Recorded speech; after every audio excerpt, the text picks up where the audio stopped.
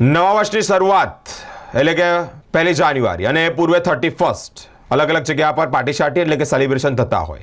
Surat police સતર્ક બની છે, એક્શન મોડમાં જોવા મળી રહી છે. અલગ અલગ જગ્યા પર ચેકિંગ હાથ ધરવામાં આવ્યું છે.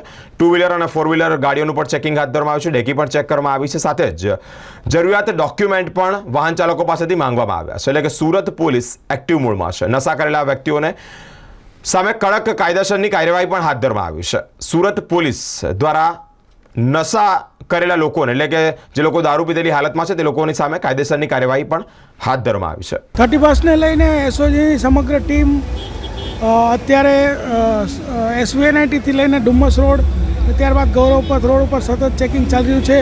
કંટ્રોલ રૂમથી પણ મોનિટરિંગ ચાલુ છે, ડ્રોનથી પણ મોનિટરિંગ ચાલુ છે અને લોકોને ચેક કરી દેવામાં આવે છે.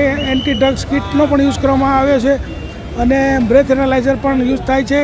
કોઈ પણ વ્યક્તિ જો ગેરકાયદેસર કૃત્ય કરશે કે કોઈ નશીલી વસ્તુઓનું સેવન કરશે તો એને છોડવામાં નહીં આવે અને 31ની નાઇટ એને જેલમાં વિતાવવી પડશે.